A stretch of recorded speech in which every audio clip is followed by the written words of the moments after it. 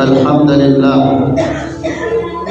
نحمده ونستعينه ونستغفره ونعوذ بالله من شرور أنفسنا وسيئات أعمالنا من يهد الله فهو المضل له ومن يضلل فلن تجد له وليا مرشدا أشهد أن لا إله إلا الله وأشهد أن محمدا عبده ورسوله الذي لا نبي ولا رسول بعده فقد قال الله تعالى في القرآن العزيز يا أيها الذين آمنوا اتقوا الله حق تقاته ولا تموتن إلا وأنتم مسلمون وقال أيضا ومنهم من يقول ربنا آتنا في الدنيا حسنة وفي الآخرة حسنة وقنا عذاب النار وبعد معاشر المسلمين وجمرة المؤمنين رحمني ورحمكم الله. Bersyukur kita kepada Allah Tabarak Rabbuna Jalla Jalaluhu yang alhamdulillah pada hari yang diberkahi oleh Allah Subhanahu wa taala Sayyidul Ayyam Yaumil Jum'ah, hari ini kita masih diberikan nikmat oleh Allah Subhanahu wa taala, nikmat sehat, nikmat kesempatan, nikmat iman dan takwa kita kepada Allah Subhanahu wa taala, sehingga alhamdulillah sisa umur hidup kita di dunia ini kita senantiasa alhamdulillah masih istiqamah di dalam beribadah kepada Allah Subhanahu wa taala, berselawat kepada Rasul sallallahu alaihi wasallam sebagai uswah qudwah tauladan kita semua, yang sudah mengajarkan kepada kita semua, sehingga alhamdulillah kita sebagai umat Rasul sallallahu alaihi wasallam bisa mengetahui mana yang halal dan mana yang haram, mana yang baik dan mana yang buruk, ainal haqq wa ainal batil. Kita berdoa kepada Allah Subhanahu wa taala, mudah-mudahan kita semua di yaumil qiyamah nanti mendapatkan syafaat dari Rasul sallallahu alaihi wasallam. Dan tak lupa khatib berwasiat kepada diri khatib pribadi dan kepada kita semua jamaah kaum muslimin sedang Jumat yang dirahmati Allah Subhanahu wa taala, untuk kita terus senantiasa terus berusaha mengerjakan apa yang diperintahkan oleh Allah Subhanahu wa taala dan berusaha menjauhkan segala apa yang dilarang oleh Allah Subhanahu wa taala. Ma'asyiral kaum muslimin wa jumratul mu'minin rahimani wa rahimakumullah. Di antara doa yang terus kita panjatkan kepada Allah Subhanahu wa taala yaitu doa yang dimana terdapat di dalam ayat suci Al-Quran yang Allah tegaskan, Rabbana atina fid dunya hasanah wa fil akhirati hasanah wa qina adzabannar. Ini doa yang bisa dibilang istiqomah kita senantiasa panjatkan dalam hidup kita. Di setiap selesai sholat kita mungkin doa ini tidak pernah terlepas dari kita memohon kepada Allah Subhanahu wa taala. Maka jamaah kaum muslimin yang dirahmati Allah Subhanahu wa taala, maka terkait dengan doa yang terus kita panjatkan ini, Ibnul Qayyim membuat bab khusus membahas tentang doa ini. Di dalam kitab beliau Wabil Soyib, beliau menjelaskan ada 3 ciri-ciri orang itu akan mendapatkan kebahagiaan dunia dan akhirat. Ibnul Qayyim menjelaskan di dalam kitab beliau Wabilus Soyib membuat bab khusus yaitu tentang minimal ada 3 ciri. Beliau menjelaskan ada 3 ciri seseorang itu akan mendapatkan bahagia dunia dan akhirat sebagaimana doa kita. Tapi sebelum Ibnul Qayyim menjelaskan tentang 3 ciri ini, beliau memulai dengan la haula wala quwwata illa billah. Beliau mulai dengan kalimat hauqalah karena 3 ini tidak terlepas dari pertolongan Allah Subhanahu wa taala. Jamaah kaum muslimin yang dirahmati Allah Subhanahu wa taala. Dan lebih rinci lagi Ibnul Qayyim menjelaskan 3 ini tidak bisa terlepas dari manusia.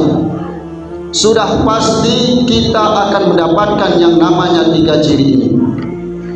Yang pertama kata Ibnul Qayyim, idza an'ama syakura. Ketika seorang hamba itu mendapatkan nikmat dari Allah Subhanahu wa taala, maka dia hendaklah bersyukur. Ini ciri yang pertama, seseorang itu akan mendapatkan bahagia dunia dan akhirat, yaitu ketika kita mendapatkan nikmat dari Allah Subhanahu wa taala, maka kita termasuk orang yang bersyukur.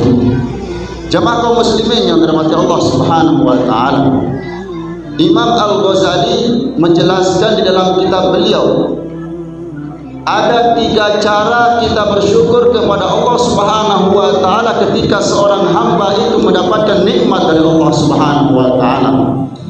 Yang pertama yaitu asyukru bil af'al, bersyukur dengan perbuatan kita.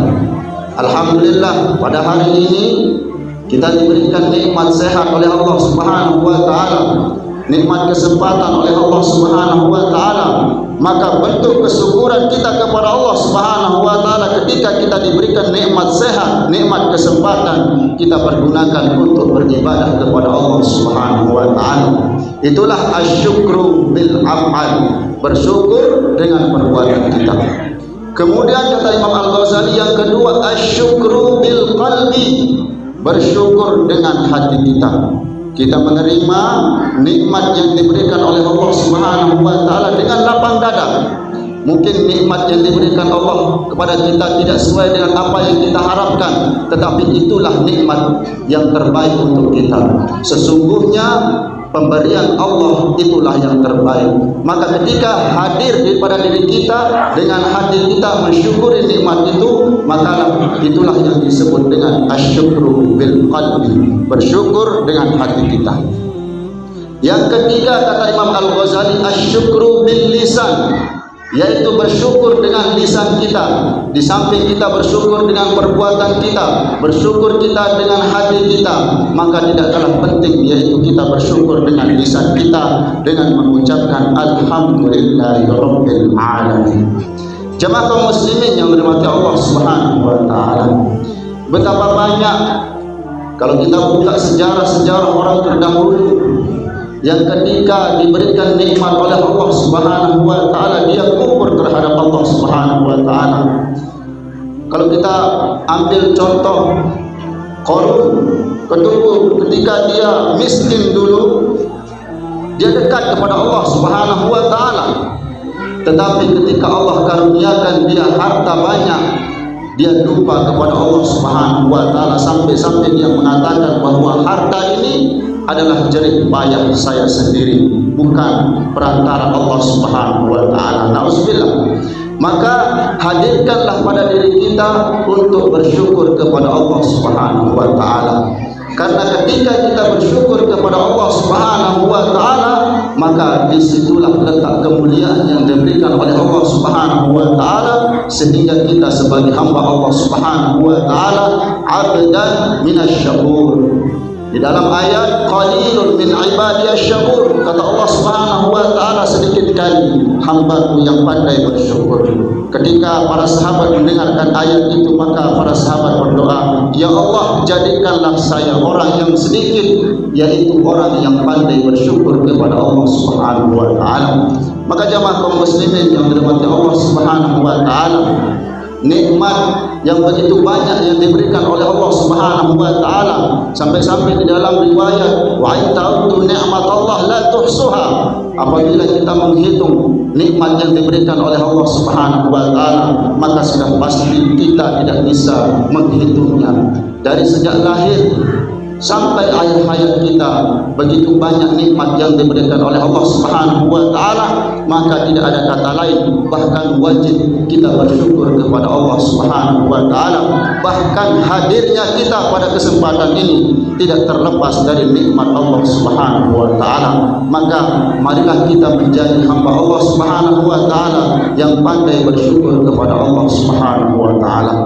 Jemaah kaum muslimin yang dirahmati Allah Subhanahu wa taala, itu ciri yang pertama yang dijelaskan oleh Imam Ibnul Qayyim Al-Jauzi, yaitu ciri seseorang itu akan mendapatkan bahagia dunia dan akhirat, yaitu ketika seorang hamba mendapatkan nikmat dari Allah Subhanahu wa taala, dia bersyukur kepada Allah Subhanahu wa taala. Kemudian yang kedua, kata Imam Ibnul Qayyim, ciri yang kedua seorang hamba itu akan mendapatkan bahagia dunia dan akhirat, yaitu idza abtala sabur, ketika dia ditimpa musibah dia bersabar kepada Allah Subhanahu wa taala. Sabar merupakan kata yang ringan diucapkan, tetapi kalimat sabar ini sangat sulit kita amalkan di dalam kehidupan kita semua. Yakinkanlah diri kita bahwa hidup ini adalah tempat kita diuji. Ad-dunya darul musibah. Dunia ini adalah tempat kita diuji oleh Allah Subhanahu wa taala. Hidup yang namanya hidup ini, dimanapun saja berada, sudah pasti kita akan diuji oleh Allah Subhanahu wa taala. Wala nabluwannakum bi syai'in minal khawfi wal ju' wa naqsin minal amwali wal anfusi wath thamarat wa basyiris sabirin. Jadi ketika kita bersabar, menerima ujian, menerima cobaan dari Allah Subhanahu wa taala, Allah menegaskan wa basyiris sabirin. Berikanlah berita gembira kepada orang-orang yang bersabar, yaitu orang yang bersabar ketika Allah mengujinya dengan apa yang mungkin menurut kita tidak sesuai dengan apa yang kita harapkan. Bahwa yakinlah diri kita bahwa setiap ujian itu pasti ada hikmahnya. Jemaah kaum muslimin yang dirahmati Allah Subhanahu wa taala, maka lebih tegas lagi menyambung apa yang diungkapkan oleh Imam Al-Ghazali tadi, ya, tidak hanya bersabar itu tidak hanya ketika mendapatkan ujian, tidak hanya ketika kita mendapatkan musibah, tetapi sabar itu kita harus hadirkan untuk taat kepada Allah Subhanahu wa taala. Di dalam kita taat butuh kesabaran. Di dalam kita melaksanakan ibadah butuh kesabaran. Kemudian kesabaran itu tidak hanya itu saja. Kesabaran itu ketika kita ditinggalkan oleh orang-orang yang kita cintai, kita juga harus hadirkan di dalam hidup kita untuk bersabar. Jamaah kaum muslimin yang dirahmati Allah Subhanahu wa taala, maka ruang lingkup yang kita hadapi di dalam dunia ini, maka hendaknya kita iringi dengan kesabaran. Musibah yang kita lakukan, ujian yang ditimpakan oleh Allah kepada kita semua, hendaknya hadirkan pada diri kita untuk di dalam kesabaran. La yukallifullahu nafsan illa wus'aha. Yakinlah bahwa Allah Subhanahu wa taala memberikan ujian, memberikan musibah kepada kita semua. Allah sudah pasti menjamin pada diri kita mampu melewati ujian tersebut. Jemaah kaum muslimin yang dirahmati Allah Subhanahu wa taala, itu yang kedua. Kemudian yang ketiga, kata Imam Ibnul Qayyim, yaitu seorang itu akan mendapatkan bahagia dunia dan akhirat, yaitu yang ketiga, idza adnaba fastaghfara. Ketika seorang hamba dia melakukan kesalahan, melakukan dosa, maka dia bersegera untuk bertaubat kepada Allah Subhanahu wa taala.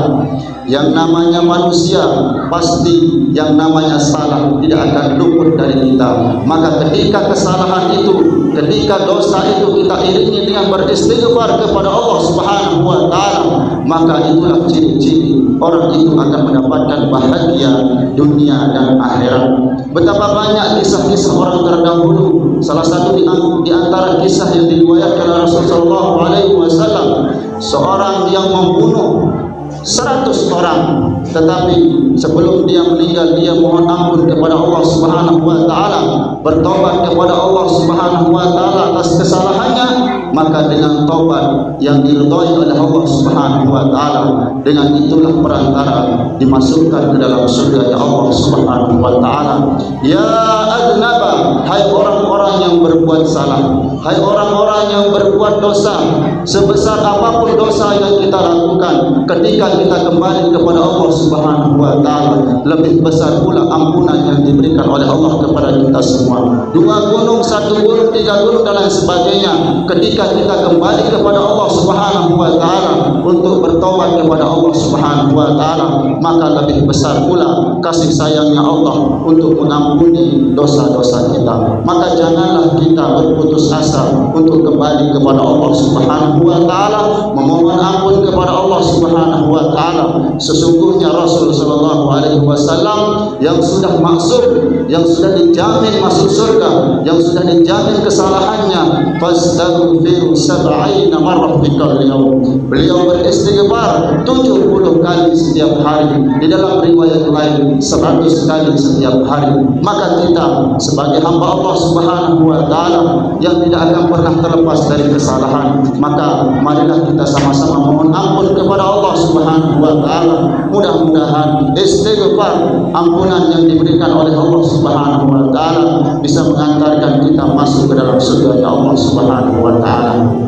Jamaah kaum muslimin yang dirahmati Allah Subhanahu wa taala, itulah 3 ciri yang diberikan oleh Imam Ibnul Qayyim, yang dijelaskan oleh Imam Ibnul Qayyim, yaitu 3 ciri seseorang itu akan mendapatkan bahagia dunia dan akhirat.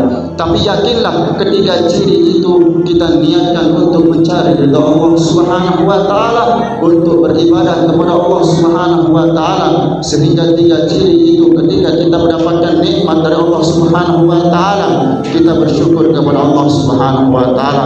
Ketika kita mendapatkan musibah, kita bersabar. Ketika kita melakukan kesalahan, kita segera bertaubat kepada Allah Subhanahu wa taala. Mudah-mudahan apa yang disampaikan oleh Imam Ibnul Qayyim dapat kita amalkan dalam kehidupan kita semua, karena sudah pasti 3 ciri ini tidak bisa terlepas dari kita. Semua kita yang namanya manusia yang hidup di dunia ini pasti akan mengalami 3 ciri ini. Oleh karena itu, marilah kita posisikan diri kita ketika kita mendapatkan nikmat, kita bersyukur. Ketika kita mendapatkan musibah, kita bersabar. Ketika kita mendapatkan kesalahan, dosa, kita senantiasa beristighfar kepada Allah Subhanahu wa taala. Fa'tabiru ya ulil absar la'allakum tuflihun.